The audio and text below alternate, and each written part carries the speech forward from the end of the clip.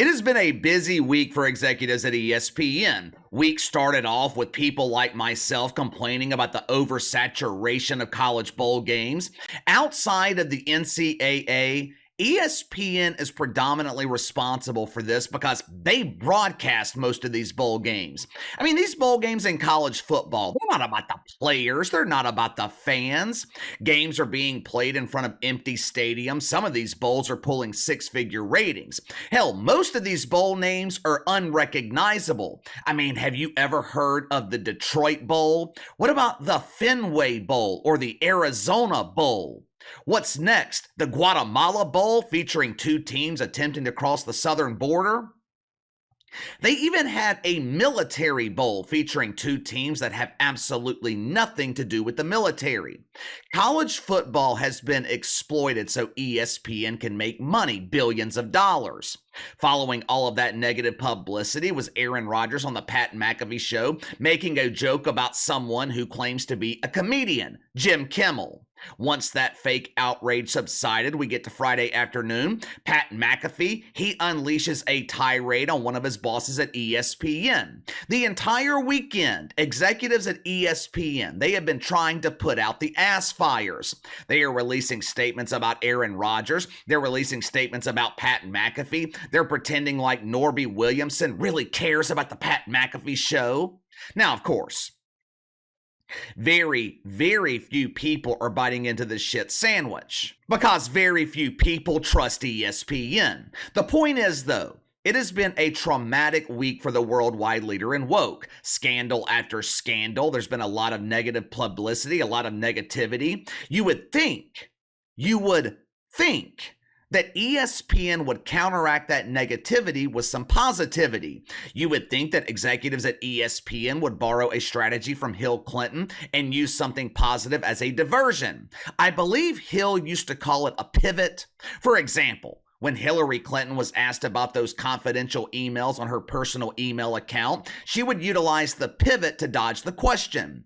Hillary, what happened to all those emails? Oh, darling, they were lost. When I become president, I promise to fix the quality control issues at our post office.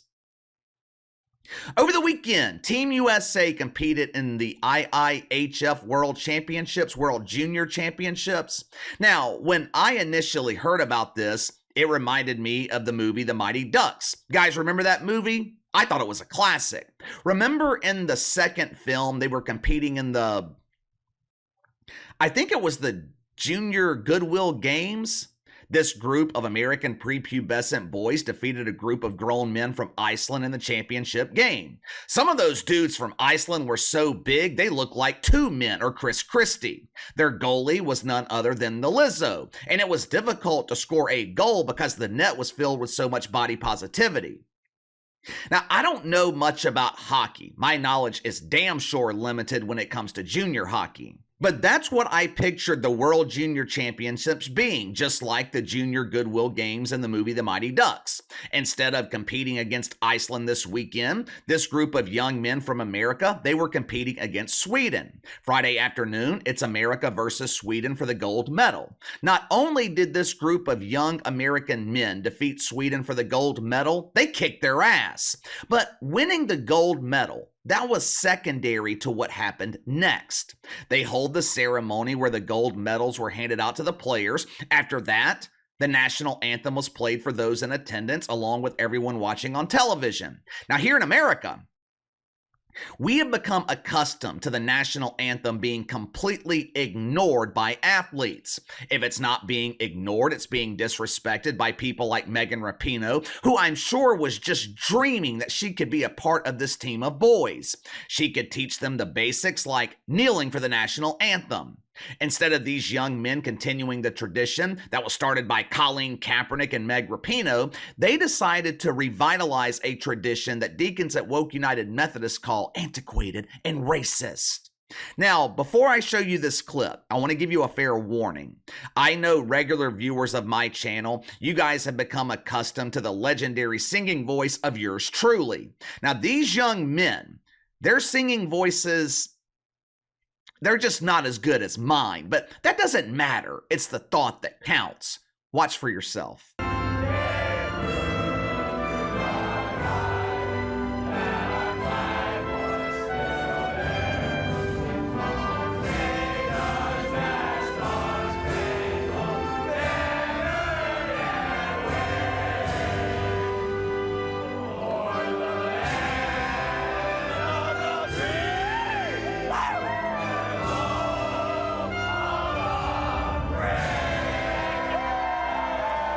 That was a beautiful moment, right? Seeing young men from this generation who many fear have been brainwashed proudly singing our national anthem. When I was growing up, scenes like this were so common it wasn't considered newsworthy.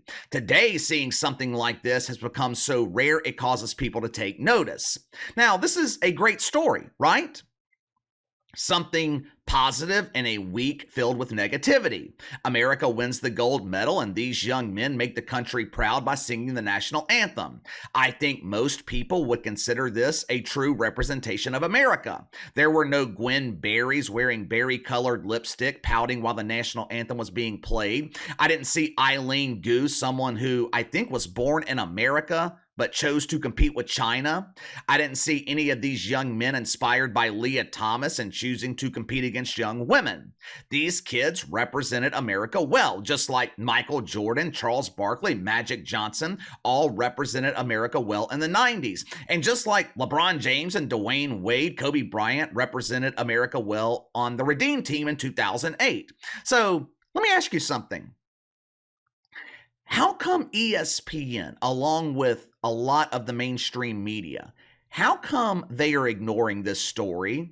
I might can give a pass to the Washington Post or the New York Times. But ESPN, this is a network that supposedly covers sports. When Megan Rapinoe was kneeling for the national anthem, it was the topic of conversation at ESPN. Remember when Bob Greiner was demanding that the national anthem not be played in the WNBA dump? ESPN covered the story. Colin Kaepernick has been defended relentlessly at the worldwide leader in woke. But when it comes to a group of young men winning the gold medal and proudly singing the national anthem, ESPN chooses to ignore it? Why? Maybe there's a logical explanation for this. Been a busy week for ESPN, the playoffs in college football, the scandals with Pat McAfee and Aaron Rodgers, final week of the season in the NFL. Maybe ESPN was so busy they didn't know about this. I find that hard to believe since this tournament was broadcast on their own network. In Canada, the tournament was broadcast on TSN, a network that showed the playing of the American national anthem to their audience. Guess who owns 30% of TSN? ESPN. So the excuse of not knowing about it is no excuse at all. Every player on Team USA, they've either been drafted by a team in the NHL or they are currently being scouted by the NHL. The NHL, a league that ESPN pays $400 million every year for the rights to carry their games. Some of these players on Team USA, they could be future stars in the NHL. Wouldn't it make sense for ESPN to boost their profiles? Wouldn't it make sense for ESPN to at least make an effort to create new stars? The clip I shared with you guys, it has been circulating on social media for the last 2 days. To my knowledge, ESPN has failed to mention it on television, and they have failed to mention it on one of their hundreds of social media accounts. Why? If we look at it logically, we can come to one of two conclusions. Conclusion number one, ESPN doesn't care about hockey. ESPN doesn't care about the NHL. Now, to be fair, the NHL is low on the list of priorities at the worldwide leader in woke, even though the NHL has tried to gain favor with ESPN by hosting dozens of pride nights and demonizing players who refuse to taste the rainbow. The league, though, is still not taken seriously by the worldwide leader in woke. Hell, the WNBA dump gets more attention from ESPN than the NHL. Now, that being said, I do think that ESPN cares about the NHL. I mean, you don't pay $400 million for something and not care about it, which leads us to conclusion number two. ESPN doesn't care about our country. They don't care about America. Now, believe it or not, I don't think that's the case either. I know their virtue signaling actions say otherwise, but I still believe that ESPN cares about the country. The problem is they're afraid to show it. ESPN is afraid of being associated with anything that portrays America in a positive light. Why? Because ESPN is afraid of the backlash. They're afraid of the fake outrage it would generate on social media. Deacons at Woke United Methodist, they have done a phenomenal job at convincing a small portion of the population that it's wrong to be patriotic. It's wrong to respect the national anthem. You can't do that. Respecting the country is racist. It's misogyny. It's the opposite of inclusion.